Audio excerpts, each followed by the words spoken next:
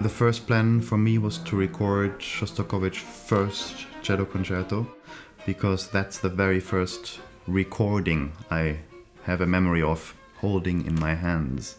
I must have been 6 years old. It was the time where I just started playing the cello. One Sunday morning I discovered this LP with a grey-haired man and big glasses. That was Shostakovich, who recorded the concerto with Eugene Ormandy and Philadelphia Orchestra. That LP is stuck into my brain. This was getting back to my childhood and fulfilling a dream to record this piece that basically led me into cello playing.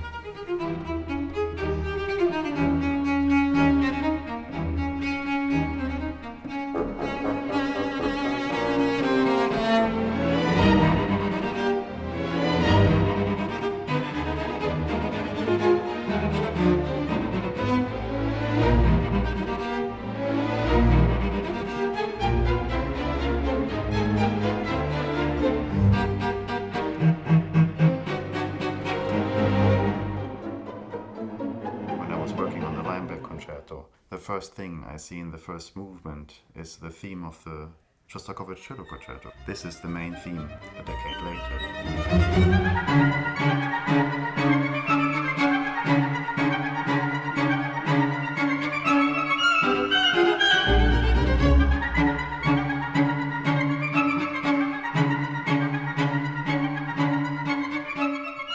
There are many codes. The very first theme that is kind of connected to his initials, D, E flat, C and B natural. So that comes later in his 8th string quartet anyways. In this cello concerto we have, so it's not really the same, but the structure of the intervals and how they are reversed and put together, there is a certain link. The march that we have in the very first movement is a march to death. He used this theme already in a piece.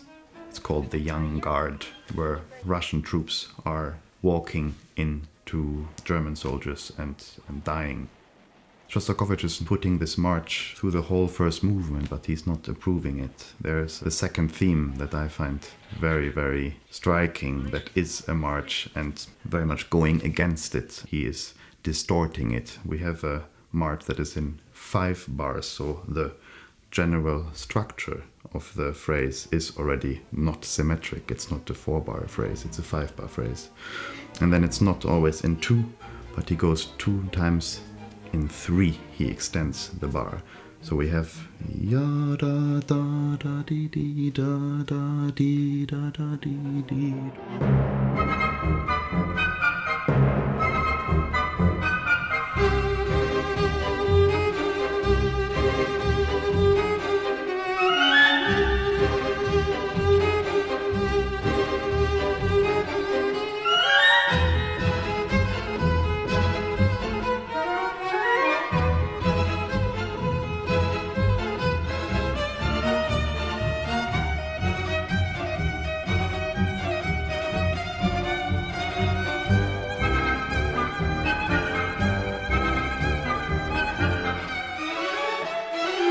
What was coming to my mind is this piece is written in 1959. And in 1959, Günter Grass wrote his famous novel, The Tin Drum. And for those who don't remember that passage in the book, there's a very impressive moment in the movie that has been done a bit later, where Oscar, the protagonist, is under a stage where there is a celebration happening with a march going on, and of course the soldiers and everyone is playing in 2, and Oscar, the little boy, he is having his tin drum and he is drumming against it. He is drumming a waltz, he's going in 3.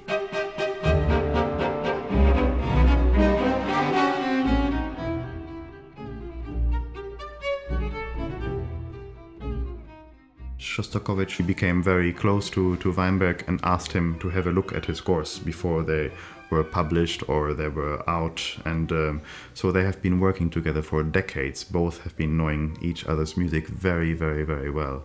Of course, there are lots of similarities where you think they speak the same language. Also, the last movement of the Weinberg. When I heard this the first time, it came immediately to my mind, this is Shostakovich's last movement, piano quintet. This circularity of a melody overcoming all ups and downs of the movements before, and the kind of circulating of life.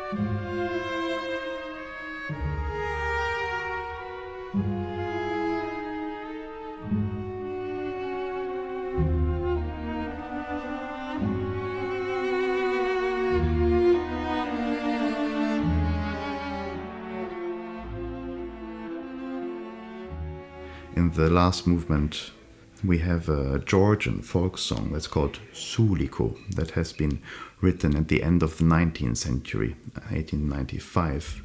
And it came to Moscow in the 30s, before the Second World War, and became very, very popular. It appeared in a magazine.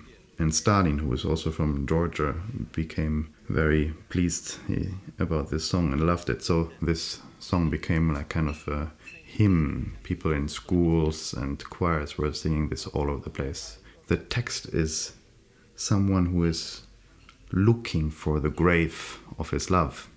He's looking and asking. He's finding a rose in the bushes, and he's asking, where did Suliko hide? Have you seen Suliko? And the rose doesn't have an answer.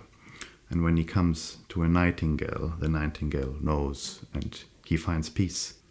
I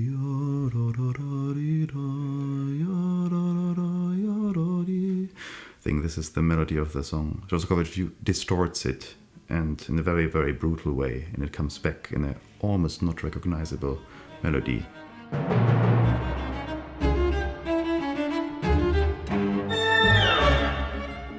Even if it's not something he wanted to be missionary about, this is all biographical, that he had to live through. He wrote this piece in 1959, and in 1948, when the Weinberg Concerto was written, there was a doctrine in Russia against all the famous composers that they had to write music in a certain way that pleases the state. And Shostakovich had to live through this all his life, and had these codes to reveal the truth of his musicianship. he had to write to survive and to exist. But I think it's very important to know about these secret messages that reveal what his life and what his existence is about.